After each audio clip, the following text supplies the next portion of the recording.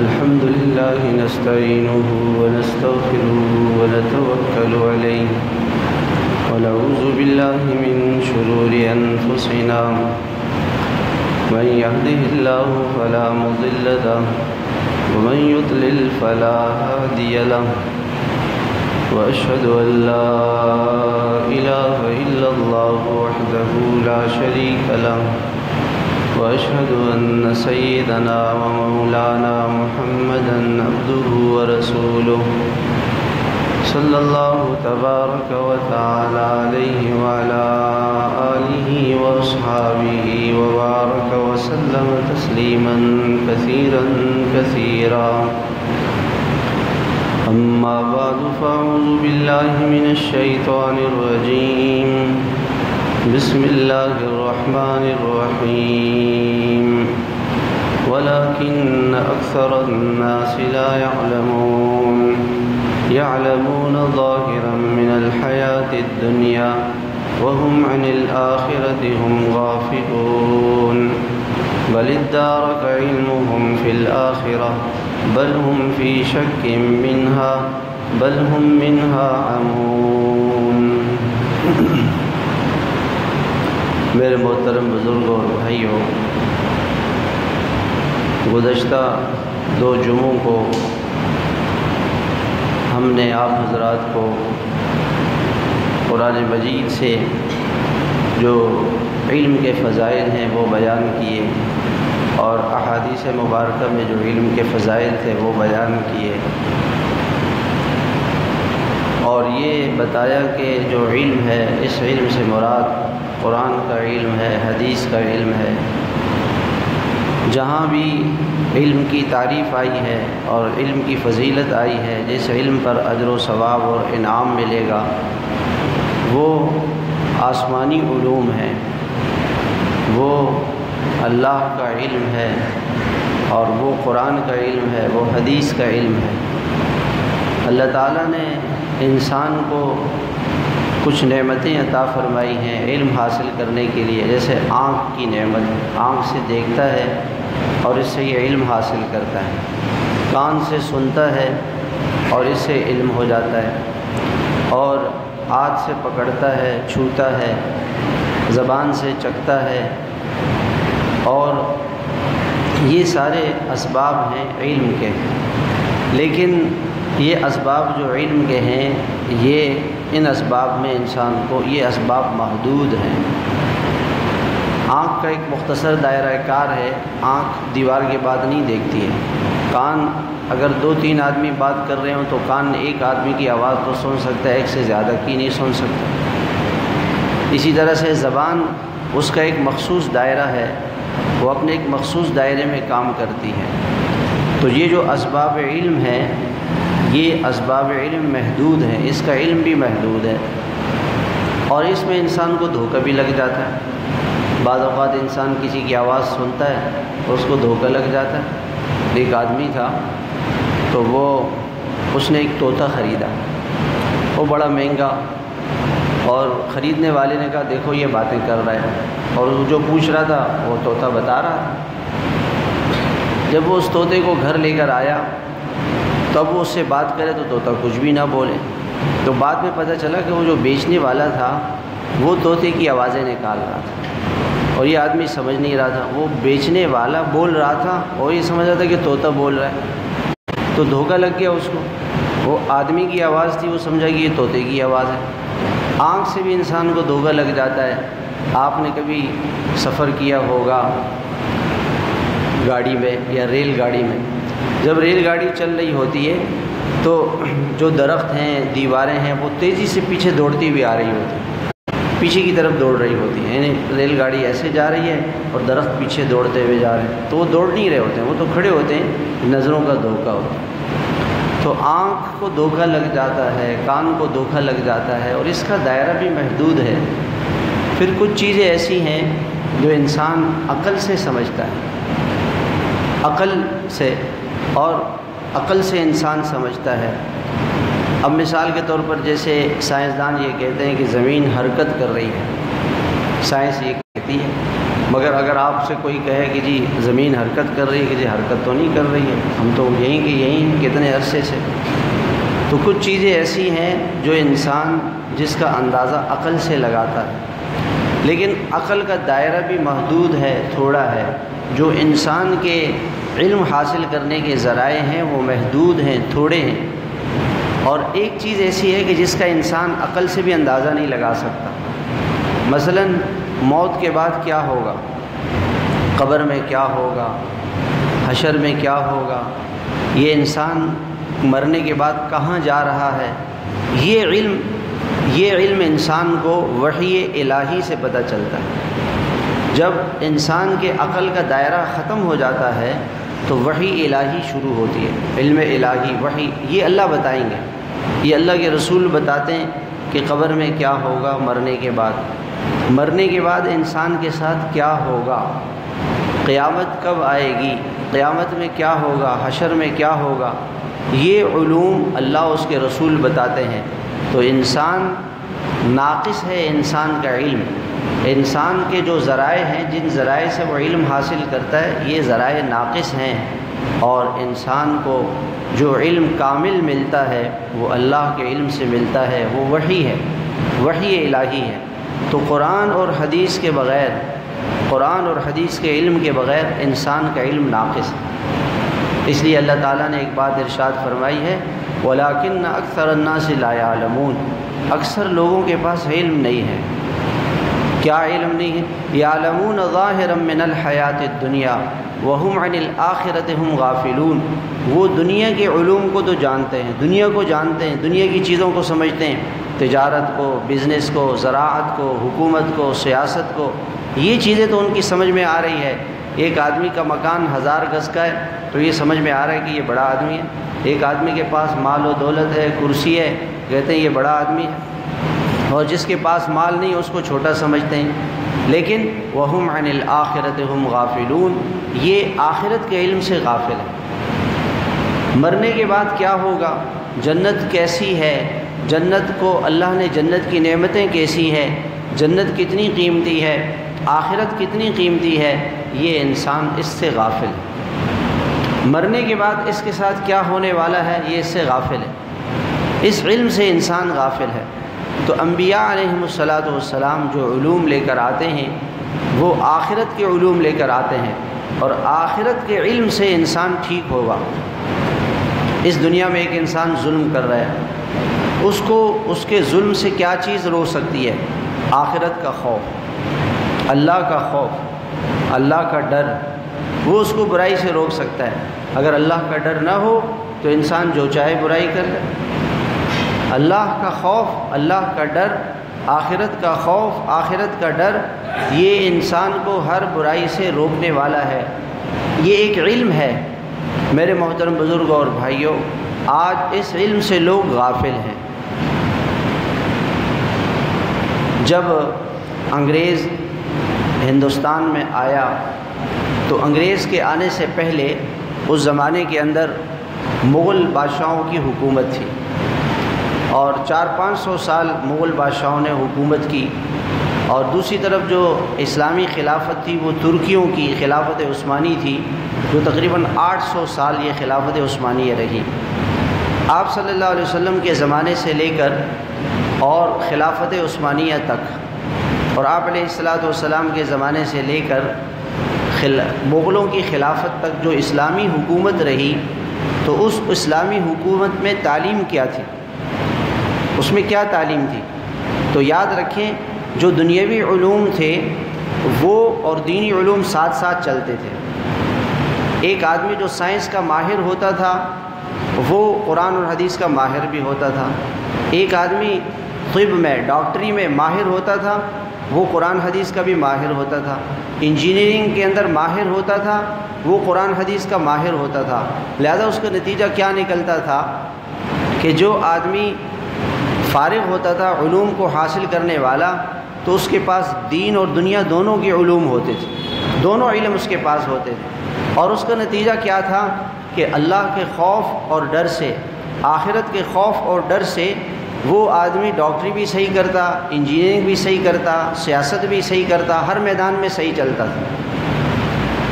تو انگریزوں نے جب 1857 میں مسلمانوں نے انگریزوں کے خلاف آواز اٹھائی اور ان کا مقابلہ کیا، لیکن انگریز مسلمان سیاستدانوں اور جاگیرداروں کے نبض کو سمجھ چکا تھا، وہ نبض شناس تھا کہ ان کو مال و دولت کی لالچ دے دو، پیسوں کی لالچ دے دو، جاگیروں کی لالچ دے دو۔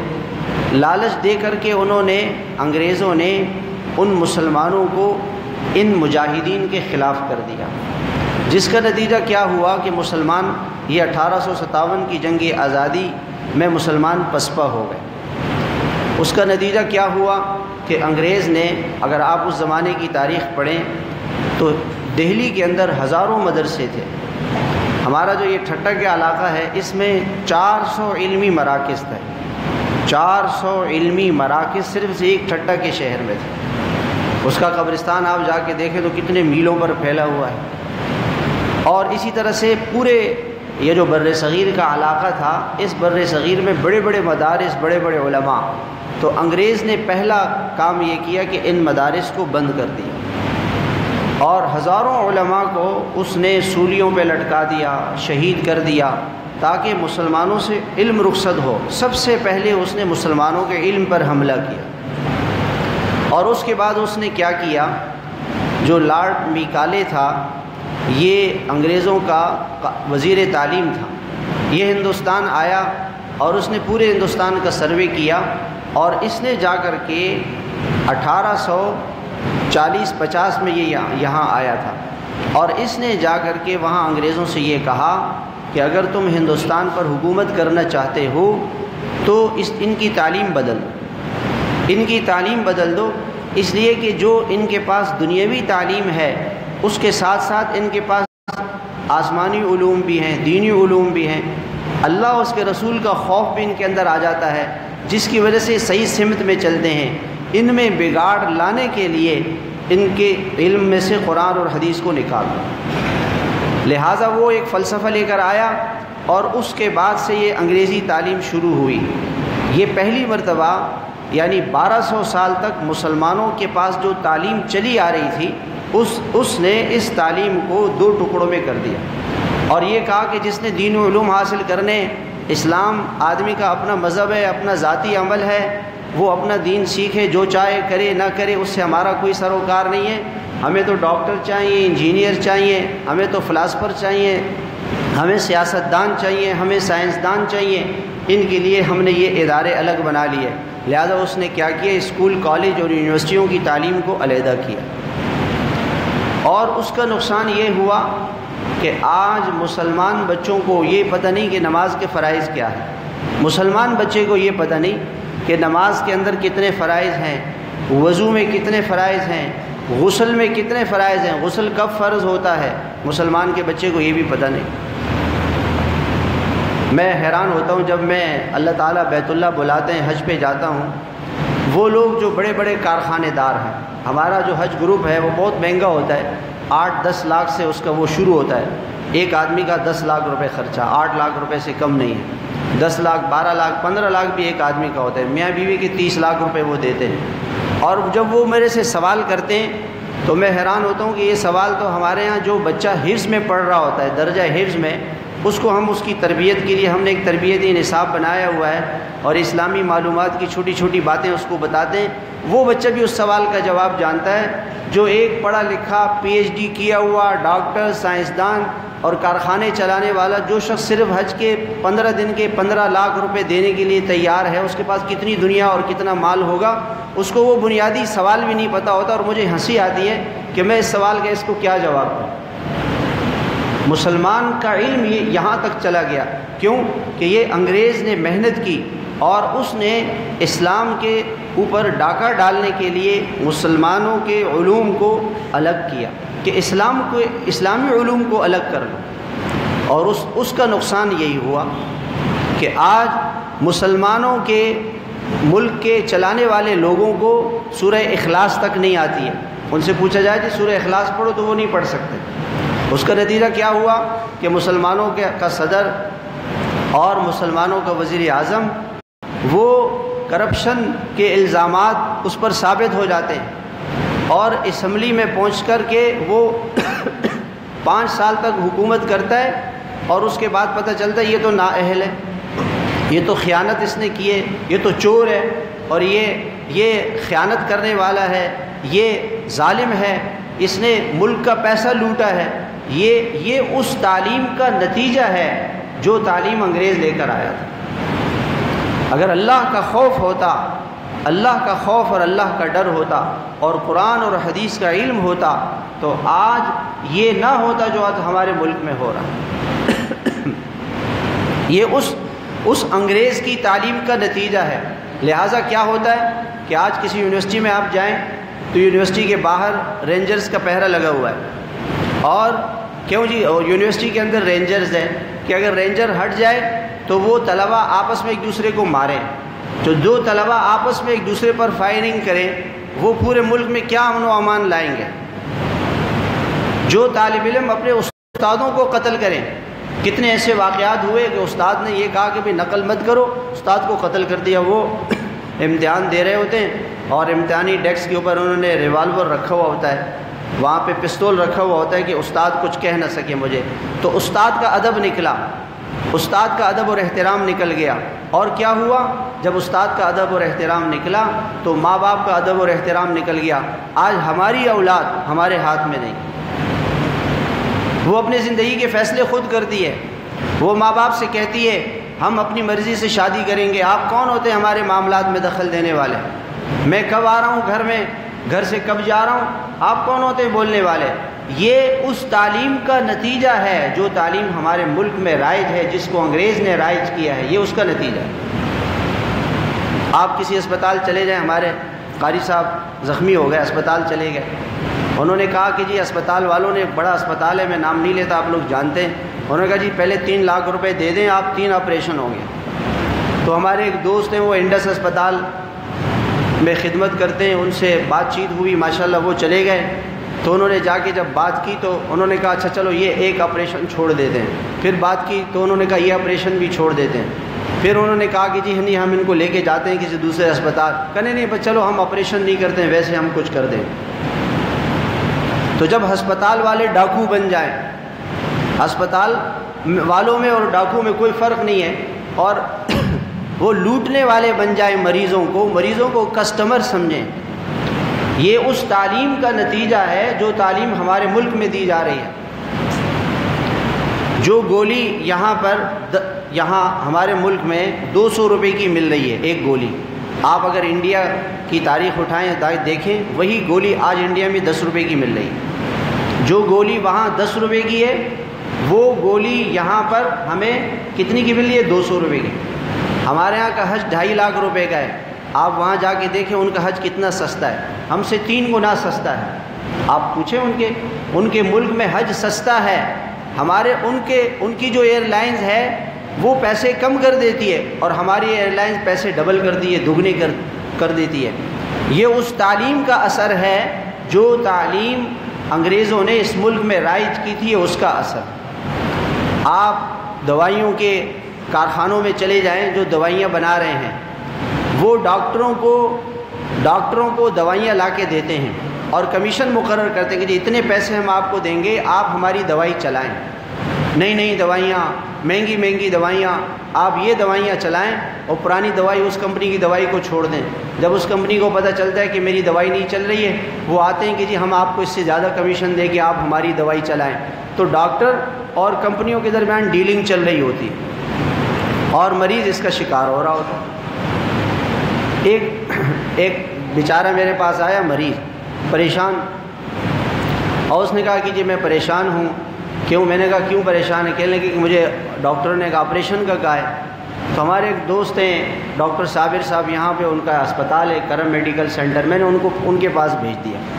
انہوں نے کہا کہ کوئی آپریشن کی ضرورت نہیں ہے، اس کے لیے آپریشن کی ضرورت ہی نہیں، اور ویسے ہی اس کا کچھ علاج کر دیا، وہ بیچارہ وہ ٹھیک ہو گیا، وہ آدمی وہ ٹھیک ہو گیا۔ تو ڈاکٹر کے پاس آپ جائیں گے، وہ آپ کو 10 ٹیسٹ لکھ کے دیں گے۔ ایک بہت بڑا اسپتال ہے کراچی کا، اس کے ایک ڈاکٹر نے بتایا کہ ہمارا مشورہ ہو رہا تھا تو ڈاکٹروں تو ہسپتال کی جو بڑی مینجمنٹ تھی اس نے یہ کہا یہ جتنی باتیں میں کر رہا ہوں میرے پاس اس کے ثبوت ہیں، میں ہوائی باتیں نہیں کر رہا ہوں، کسی نے اس کا ثبوت میرے سے لینے تو میں اس کو اس آدمی کا ثبوت دے دیتا ہوں، بہت بڑا اسپتال ہے آپ لوگ سب جانتے ہیں اس کو، نام نہیں لیتا میں۔ تو ڈاکٹروں کی میٹنگ ہوئی تو مینجمنٹ نے یہ کہا کہ جب ہم نے آپ کو اتنی تنخواہ 5 لاکھ مثال کے طور پر مہینے میں دینی ہے تو آپ نے 10 لاکھ کما کے دینے ہیں اسپتال کو۔ 5 لاکھ آپ لے رہے ہیں، آپ نے 10 لاکھ کمانے ہیں۔ ان کو باقاعدہ ڈیمانڈ کے ساتھ ان کو ایک وہ دیا جاتا ہے یہ ہدف کہ یہ آپ کا ہدف ہے، اتنے پیسے آپ نے لانے ہیں، آپ جس طریقے سے بھی مریض کو جو بھی کرو۔ یہ اس تعلیم کا نتیجہ ہے۔ میں نے آپ کو سیاستدانوں کے حالات، آپ ہماری اسمبلی میں چلے جائیں، مچھلی بازار ہے، ایک دوسرے کو گالیاں، ایک دوسرے کو برا بھلا، ایک دوسرے سے لڑنا جھگڑنا، دست و گریبان ہونا روزانہ، یہ ہماری قومی اسمبلی اور ہماری صوبائی اسمبلیوں کا حال ہے۔ یہ اس تعلیم کا نتیجہ ہے جو انگریز نے رائج کی تھی، اور جب تک یہ تعلیم ہمارے ملک میں رہے گی ہمارے ملک میں کوئی تبدیلی نہیں آ سکتی، کیونکہ سب لوگ یہیں سے جا رہے ہیں، انہی تعلیمی اداروں سے لوگ آگے جا کر کے بنتے۔ ایک مرتبہ مجھے ایک پولیس افسر کے پاس میں گیا پولیس سرٹیفکیٹ بنانے کے لیے، بیرون کا ہمارا سفر تھا، تو ایمبیسی والوں نے کہا کہ آپ پولیس سرٹیفکیٹ لے آئیں۔ میں روزانہ جاتا تھا، آئی جی کا دفتر تھا، روزانہ میں جاتا تھا تو وہ پولیس والے کہتے تھے کل آنا کل آنا، میں بڑا پریشان، میں سمجھ نہیں رہا تھا کبھی کیوں کل آنا۔ ایک دن میں وہاں بیٹھا ہوا تھا تو اللہ کی شان وہ آئی جی صاحب جو ہے نا وہ میرے سامنے سے گزر گئے، انہوں نے مجھے دیکھ لیا تو پولیس والوں سے کہا اس کو بھیجو مولوی صاحب کو، یہ کیوں آ رہے ہیں روزانہ، کیا مسئلہ، ان کو میرے پاس بھیجو۔ اب وہ پولیس والے کانپنے لگے، کہنے لگے کہ جی مولوی صاحب ہماری کوئی شکایت نہیں کرنا۔ میں نے کہا بھی ہمیں شکایت سے کیا؟ اس نے کہا مولوی صاحب آپ کیوں آ رہے ہیں؟ میں نے کہا میں اس لیے آ رہا ہوں کہ وہ آپ کے سائنس کی طرف لاؤ، اس نے سائنس کر کے دے دیے، اور بعد میں مجھے پتہ چلا کہ وہ پولیس والے کو چائے پانی کے کھاتے میں تھے، ہمیں تو اس کا پتہ نہیں تھا کہ بھئی پہلے یہ مسئلہ ہوتا ہے، کچھ پیسے پولیس والوں کو دینے ہوتے ہیں، پھر پولیس والے آپ کا کام کرائیں گے۔ تو میرے محترم بھائیوں، یہ وجہ کیا ہوئی اس کی کہ وہ تعلیم تھی، وہ انگریزوں کی تعلیم ہے، جس تعلیم کی وجہ سے آج ہمارا سارا نظام بگڑ گیا، اولاد ہمارے ہاتھ میں نہ رہی، ہمارے بچے بے حیا بن گئے، ہمارے کلچر میں ناچ نہیں تھا، ہمارا کلچر قرآن کا ہے، حدیث کا ہے، قرآن اور حدیث میں ناچ نہیں ہے، گانا نہیں ہے۔ آج ہمارے کالج کا کوئی فنکشن ہے جس میں ناچ گانا نہ ہو؟ ہمارے کالج کا کوئی فنکشن ہے؟ ہمارے یہاں حیا ایسی تھی کہ کوئی ہندو ہندوستان کے اندر اگر اس کو شہر سے باہر جانا ہوتا تو وہ اپنی بچی کو ہمارے گھر میں لا کے چھوڑ دیتا تھا، اور اس کو پتہ ہوتا تھا کہ مسلمان کے گھر میں جو جوان بچہ ہے وہ میری بیٹی کی طرف میلی آنکھ سے، بے حیائی کی آنکھ سے آنکھ اٹھا کے نہیں دیکھ سکتا۔ وہ اپنے ہندوؤں کے بجائے مسلمان پر اعتماد کرتا تھا کہ مسلمان کے گھر میں اپنی بچی کو چھوڑ کے جاؤں گا تو مسلمان اس کی حفاظت اپنی بیٹی کی طرح سے کرے گا۔ اور آج مسلمان کی بیٹی اسکول میں محفوظ نہیں ہے، کالج میں محفوظ نہیں ہے، کوچنگ سینٹر میں محفوظ نہیں ہے، یونیورسٹی میں محفوظ نہیں ہے۔ وہ اپنے ماں باپ سے کہتی ہے میں جو چاہوں گی کروں گی، آپ کون ہوتے میرے راستے میں رکاوٹ بننے والے؟ میں کہاں جا رہی ہوں، میں کہاں سے آ رہی ہوں، میں کس سے باتیں کر رہی ہوں؟ مسلمان کی بیٹی اس کے اپنے گھر میں محفوظ نہیں ہے۔ یہ اس تعلیم کا نتیجہ ہے جو تعلیم انگریز لے کر آئے تھے۔ ہمارے ملک کی تعلیم میں ہمارا قومی لباس تھا، قائد اعظم رائج کی تھی، اور یہ اس کا نتیجہ ہے جو ہم بھگت رہے ہیں۔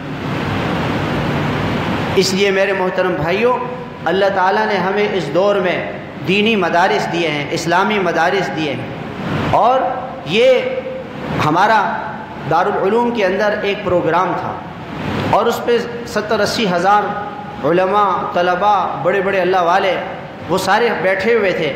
تو اچانک ایک شخصیت آ گئی، وہ تھی حضرت مولانا سلیم اللہ خان صاحب رحمۃ اللہ علیہ کی، وہ سب کے استاد تھے۔ جب وہ اجتماع گاہ میں آئے تو سارے طلباء اور اساتذہ کھڑے ہو گئے ان کے ادب کی وجہ سے۔ ہمارے دین مدارس میں جب استاد درسگاہ میں داخل ہوتا ہے تو طلباء کھڑے ہو جاتے ہیں، اور پھر استاذ بیٹھتا ہے پھر وہ بیٹھتے ہیں۔ جب استاذ کھڑے ہو کے جانے لگتا ہے تو طلباء کھڑے ہو جاتے ہیں اس کے ادب میں، جب استاد چلا جاتا ہے پھر بیٹھتے ہیں۔ تو اساتذہ کا ادب ان مدارس میں سکھایا جاتا ہے، جس کا یہ نتیجہ ہے کہ وہ اپنے ماں باپ کا ادب کرتے ہیں، ماں باپ کا احترام کرتے ہیں، ماں باپ کی خدمت کرتے ہیں، ان کے سامنے سر جھکا کے بات کرتے ہیں۔ یہ اس کا نتیجہ ہے۔ میں نے اس عید کے موقع پہ حضرت مولانا تقی عثمانی صاحب دامت برکاتہم سے ایک سوال کیا. میں نے کہا حضرت جو لوگ ہمارے ملک کے اندر جو کی پوسٹوں پر ہیں اور پورے ملک کو چلانے والے ہیں، پورے ملک کے نظام ان کے ہاتھ میں ہے، جب وہی بے دین ہے تو ملک میں بے دینی ہوگی، بے حیائی ہوگی، عریانی ہوگی، فحاشی ہوگی، جو ان کے جذبات ہیں وہی پورے ملک میں چلیں گے. اس طبقے کو دین میں لانا اور اس طبقے کو دیندار بنانے کے لیے ہمیں کیا کرنا چاہیے؟ مولانا نے فرمایا کہ ہمیں اسکول کی جو درسگاہ ہے اس کو دینداری والی درسگاہ بنانی چاہیے. اسکول کی تعلیم میں دینداری ہو، اگر اسکول کی تعلیم میں دینداری ہو، اس کے ماحول میں دینداری ہو، تو یہی لوگ دین والے بن کر معاشرے میں دین اور اسلام لے کر آئیں گے. آج ہمارے یونیورسٹیوں میں 90% مسلمانوں کے بچے اور پروفیسر وہ نماز نہیں پڑھتے، تو پورے ملک میں نمازی کہاں سے آئیں گے؟ 80% اخبار میں نے پڑھا، میں نے تو یہ پڑھا کہ 60%، لیکن کسی نے اس دن بتایا کہ 60 سے بھی زیادہ 80% لوگ ہماری یونیورسٹیوں کے اندر، نوجوان لڑکے نوجوان لڑکیاں، وہ اسموکنگ اور بلکہ اس سے آگے بڑھ کر کے ڈرگ کی جتنی بھی شکلیں اس میں ملوث ہیں. ہماری یونیورسٹیوں کے بچے، جب یونیورسٹیوں میں ہمارے بچے پہنچیں گے اور پہنچنے کے بعد وہ نشے کا شکار ہو جائیں گے تو ملک اور قوم کی کیا فلاح اور رہنمائی اور بہبودی کا کام کریں؟ جب ہماری درسگاہوں میں بے حیائیاں ہوں گی. ایک اسکول ٹیچر تھیں، انہوں نے، خاتون تھیں، وہ پردے دار تھی، حیا دار تھی، انہوں نے اسکول کی مینجمنٹ سے یہ کہا کہ میں کلاس میں جاتی ہوں تو لڑکے اور لڑکیاں اکٹھے بیٹھے ہوئے ہوتے ہیں، وہ بدتمیزیاں کرتے ہیں تو میں پڑھا نہیں سکتی، اور دوسرے جو پڑھنے والے بچے ہیں وہ ڈسٹرب ہوتے ہیں، اس لیے آپ کم سے کم ایسا کریں کہ لڑکوں کو ایک طرف بٹھا دیں ایک کی کلاس میں، لڑکیوں کو ایک طرف بٹھا دیں. انہوں نے کہا کہ آپ سے اس کا کوئی تعلق نہیں ہے، آپ پردہ کر کے آتی ہیں، حجاب، آپ سے کبھی ہم نے کہا کہ حجاب کریں نہ کریں، یہ آپ کا پرسنل معاملہ ہے، یہ اسکول کا معاملہ ہے، چھوڑ دیں، یہ پڑھیں نہ پڑھیں، آپ آئیں اپنا پڑھائیں چلے جائیں. جب اساتذہ کا یہ معیار ہوگا، جب اساتذہ کے ساتھ یہ حال کیا جائے گا تو اس درسگاہ سے کیا تربیت ملے گی؟ اس لیے میرے محترم بھائیوں، یہ نقصان کیا ہوا؟ جو علوم جناب رسول اللہ صلی اللہ علیہ وسلم لے کر آئے تھے، انگریز کے آنے سے پہلے اسلامی علوم اور دینی علوم یہ مل کر کے اداروں میں چلتے تھے، اور اس کا نتیجہ یہ ہوتا تھا کہ ایک بہت بڑے بزرگ کا انتقال ہونے لگا تو انہوں نے کہا کہ میرا جنازہ وہ شخص پڑھائے جس نے آج تک کبھی آنکھ سے بے حیائی نہیں کی، جس نے کوئی فرض نماز نہیں چھوڑی، اور بھی کچھ ان کے شرائط تھے کہ جس نے پیر جمعرات کا روزہ نہیں چھوڑا. تو جب یہ اعلان کیا گیا تو جو اس وقت کا بادشاہ تھا سلطان التمش، وہ نکلا اور اس نے کہا کہ کوئی نہیں نکل رہا تھا، اور وہ نکلا اور اس نے جنازہ پڑھایا. جب ملک کے چلانے والے لوگ سلطان التمش جیسے لوگ تھے، تہجد گزار، نمازی اور پرہیزگار، تو اس ملک میں برکتیں نہیں ہوں گی تو کیا ہو؟ اس لیے میرے محترم بھائیوں، ہم سب اس کے لیے مل کے کوشش کریں کہ اپنے معاشرے کو ہم تبدیل کریں. اور تبدیلی کیسے آئے گی؟ اپنی تعلیمی اداروں کو تبدیل کریں، اس کے نظام کو تبدیل کریں، اس میں اسلامی ماحول لے کر آئیں، اور اپنے بچوں کو الحمدللہ اس زمانے میں ایسے اسکول کھل رہے ہیں جو اسلامی اسکول ہے، جس میں یہ بتایا جاتا ہے کہ ماں کون ہے، باپ کون ہے.